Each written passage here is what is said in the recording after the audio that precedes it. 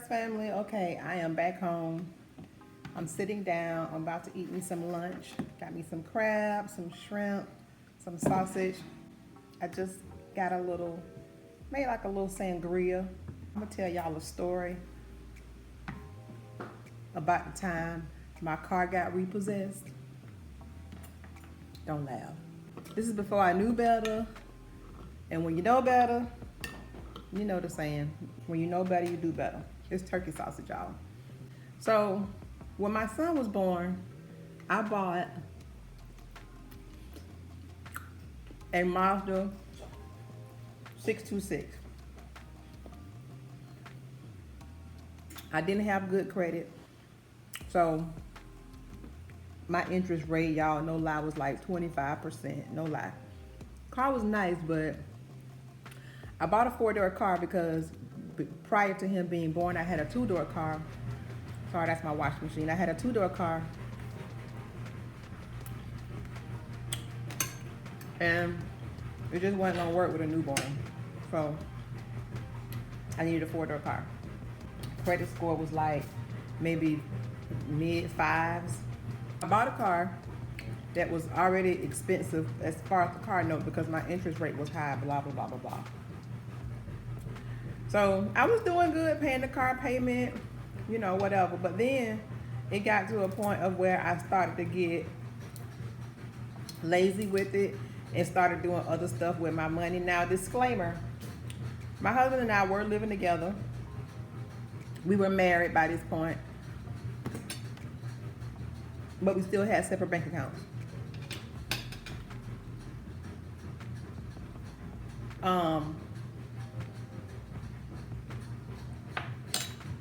And we used to switch cars very frequently. Well, one particular morning, he had a dentist appointment to go get a root canal. He was gonna drive my car. He goes outside to leave, and he comes back and he said, "Where's your car?" I'm standing in the mirror getting ready for work. I said, "What do you mean, where's my car?" He said, "Your car not outside." I was like, "Man, stop playing. Go out there and look again." He goes out there and look again. Car not there. I'm like, "Oh Lord." So I go downstairs. We were living in a townhome. I go downstairs. Sure enough, the car's not there. First thing I did was call 911. The girl answered the phone. I never forget. I tell her what's going on. I say, "I think my car's been stolen." Now, at this point, I was probably about four months behind on my car payment. So even though I was that far behind on my car payment, it still never registered in my dumb mind. Your car probably got repossessed. So I'm on the phone with the girl and I say, I think my car's been stolen. She asked for my address. She asked what kind of, car it is, whatever. I tell her. She said, "Ma'am, your car's been repossessed." Got him! Got him! I was like, "What?" She said, "Yeah, your car's been repossessed." And I swear I heard a chuckle in her voice. She probably didn't, but I swear I did.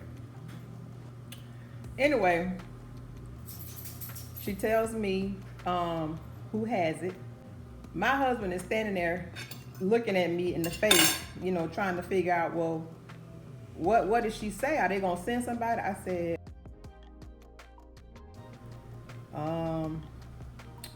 my car's been repossessed. He said, "What?"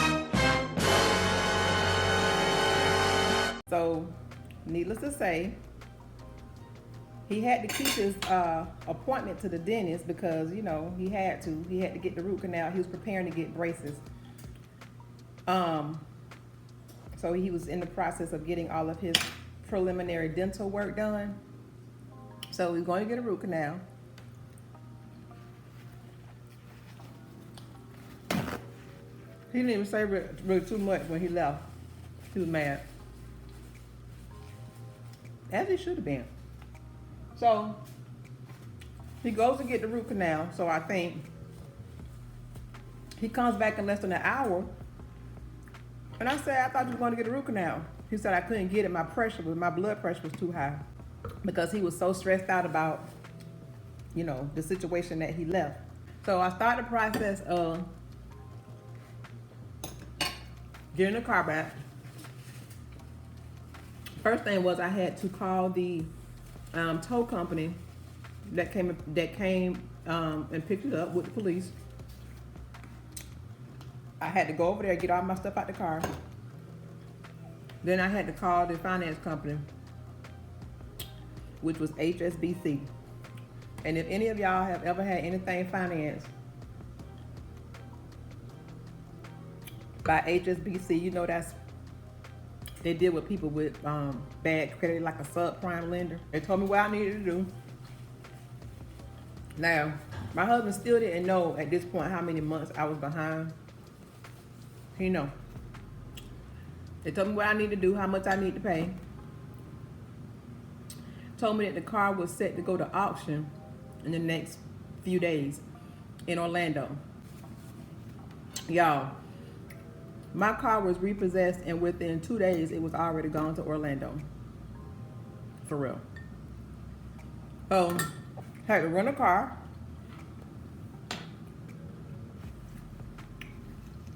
To get around, because remember we had 2 cars. We worked at different times of the day, so we had to have 2 cars. He had a car, I had a car. When Gabe finally realized how far I was behind, that just made everything worse, y'all. That was probably the worst point of our relationship right now. At that point.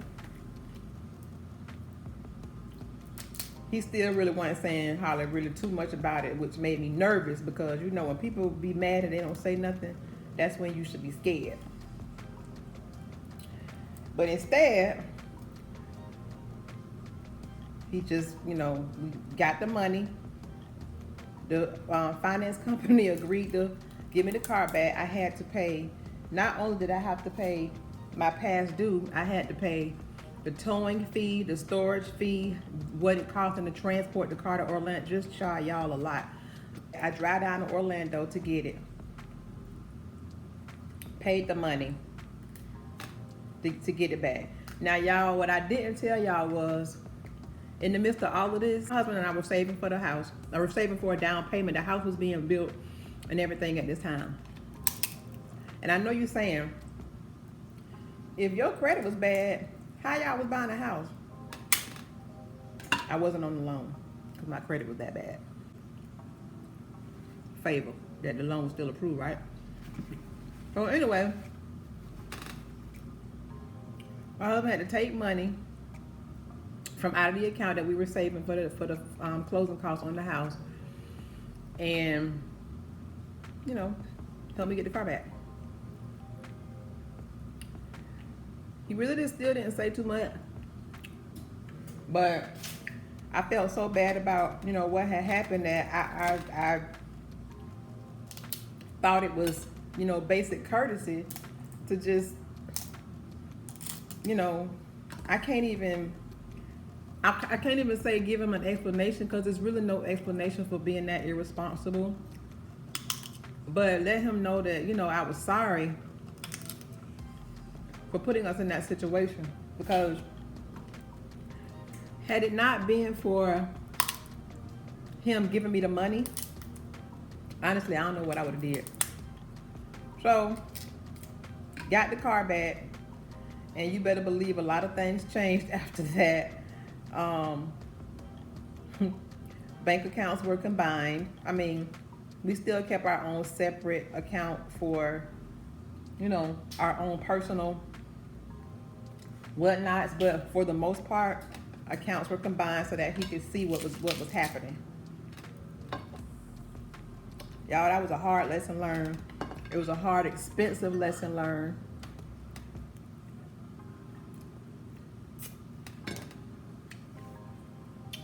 We still were able to move into a house. I'm sitting in it right now. Nothing about that changed. As I told y'all before, I'm a very transparent person, and everybody has a past, everybody. And sometimes you can share your past, and that helps people out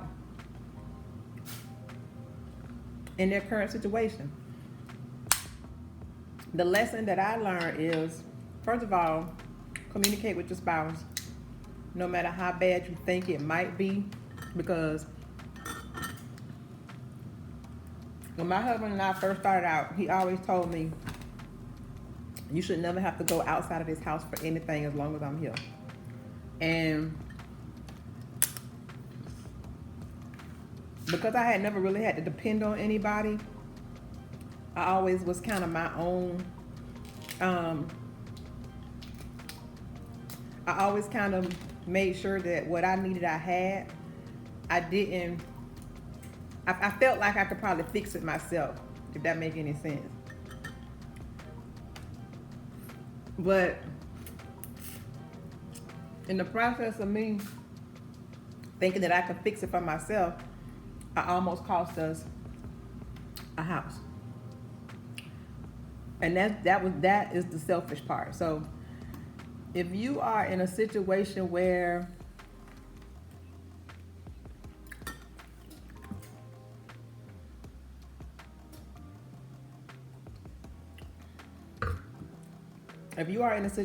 you might be struggling and you married, sis, bruh, talk to your spouse. Don't hide it from them, because they're going to find out anyway. And probably by the time they find out, it's going to be worse than what it probably really was. And then that's going to cause them to not trust you. You know, he trusted me for a long time with money. And I couldn't be mad at him for that. Do I still have the car? I bet y'all are wondering. No, because the car transmission died. So while I was still paying on it, the transmission died. So I had to get another car. I think I bought a little cash car. The Humpty Dumpty car. Me and my husband have come a long way, y'all. But you know, I've never been a showboater. I like nice things, but I'm not materialistic. So I've never really cared what kind of car I drive in. And people that know me will tell you that's the truth. I like a nice car, but I don't have to be seen in it. So the car that I had was a little old Malibu. I bought it with a bonus that I got from work. I think it was like $2,500 or something like that. It was horrible on gas. I mean, it I had to buy a radio to put in, and when I got it, I had to buy new tires. I bought it from a private owner because, you know, like I said, it was a cash car. We called it the White Ghost. So, bought that car, was still paying on the Mazda. It was a Mazda 626, by the way. Was still paying on the Mazda. Didn't really have that much longer to go on it when it broke down. But by that point, the car had given me so many problems that I wasn't going to invest the money to get it fixed, because I was, number one, so close paying on it. Number two, I had other transportation. And I just really didn't want the car anymore after that, because it was giving me so many problems. After I paid the car off, I had like a few more payments, like less than 6, I think. Paid the car off. They sent me the title. I was so glad to be rid of them people. They sent me the title, and then I scrapped it for parts. I think I made maybe $500 off that car or something like that. But baby, when I tell you I was ready to get rid of that car, it was just like a money pit that just, I don't know, it just I don't know, it was horrible. So at this point, my credit has improved because, you know, after the situation with repossession, Hub is making sure I'm paying a payment on time. So, you know, so my credit has improved. So after I paid the Mazda off, I drive a white car for a little bit longer, and then I went and applied with my credit union for another car. And then what I got was, I got an Infiniti G35 sporty little car. That was in, I want to say that was in 2009, and the car was a 2007. Little sports car.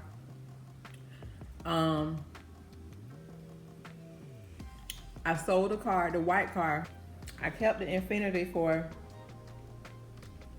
I think I kept that car for about 8 months. Kept that for about 8 months. And then I traded it in and bought me a Lexus for Christmas. I traded the Infiniti in at the end of the year for a Lexus ES350. Loved that car. Lexus was my dream car for a very long time. And I remember I actually stopped and looked at that car. I was on the way to work, and Lexus of Orange Park was on my way. So I left early one morning and stopped and just looked at the car. They had it parked out front. Like, you know how they have cars parked on a lawn in front of the dealership or whatever? Yeah, it was pre-owned. It wasn't brand new. It was pre-owned. 2 days later, I went back and bought the car. That was my Christmas gift. Kept that one for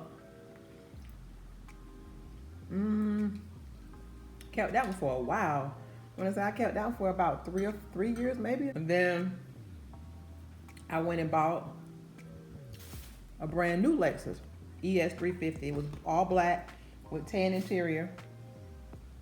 It was beautiful. I love that car. Ooh, I love that car.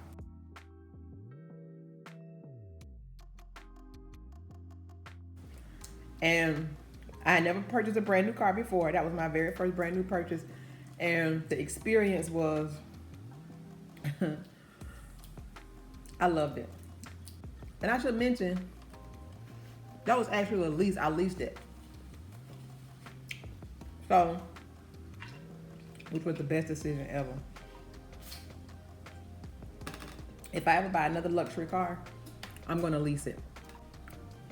At the end of the lease, turned it back in. Of course, they tried to get me to buy it. I said no. And I went back to driving. I had by this point, we had 3 cars. We had a GMC Jimmy.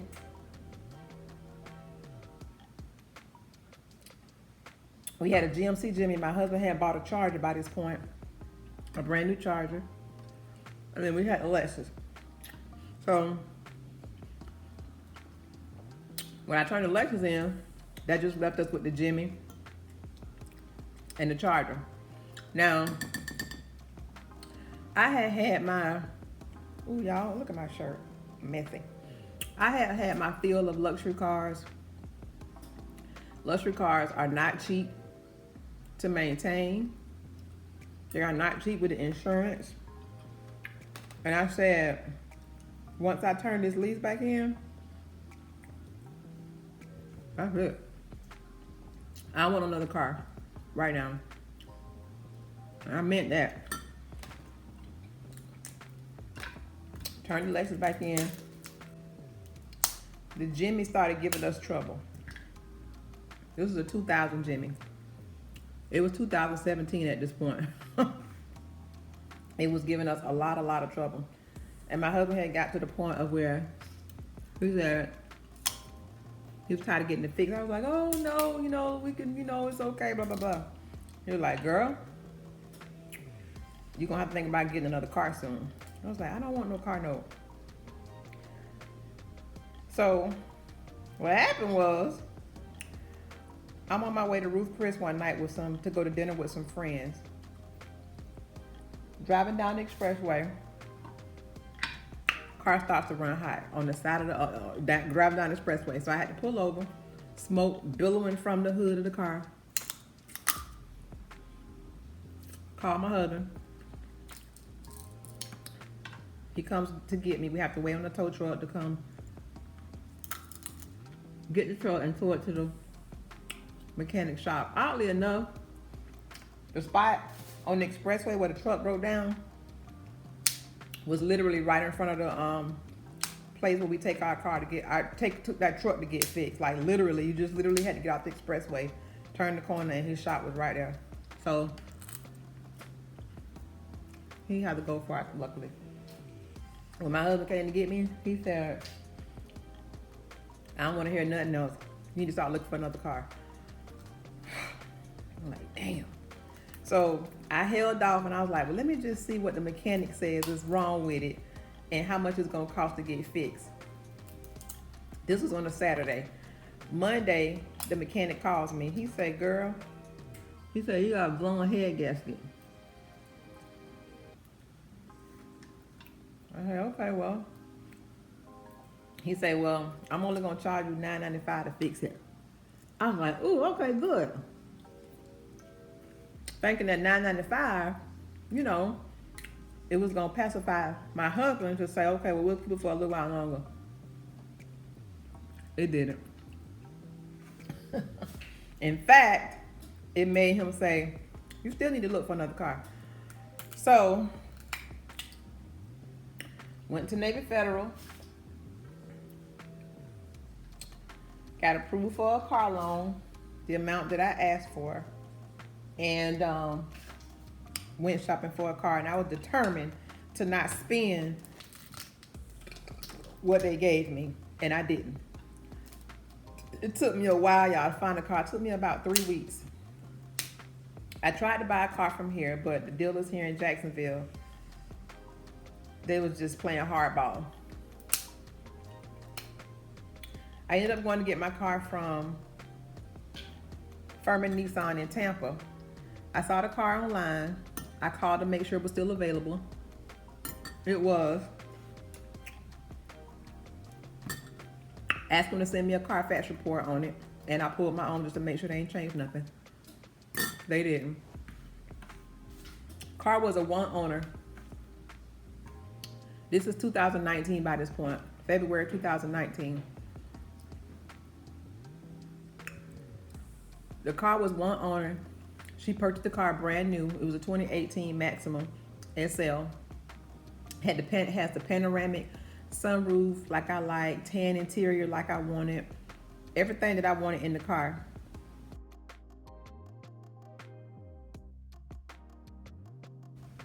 So I said, okay. You know, I saw what they were asking. Y'all, I negotiated that entire deal via text message, no lie. Went down to Tampa, got the car.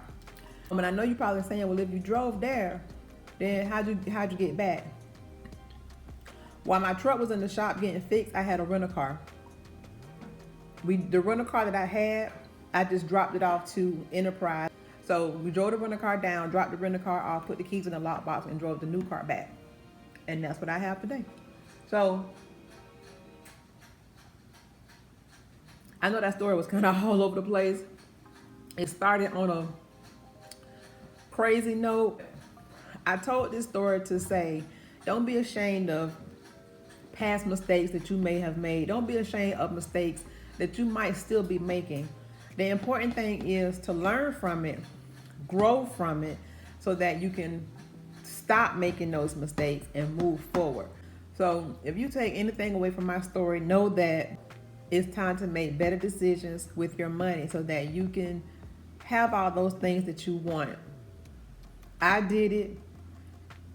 I know you can do it. Even if you're doing it by yourself, you still can do it. So I hope you took something away from that. Y'all, I'm usually not a messy eater, but don't judge me. Well, that was all I had. I'm looking up, y'all, because I'm watching the Golden Girls. Golden Girls is one of my favorite shows. But I will talk to y'all in the next video. Is my sangria and with my Snoop Dogg champagne. I don't like it by itself. Glad it wasn't that expensive. But I'll talk to y'all in the next video. Don't forget to like, comment, share, and subscribe. Bye.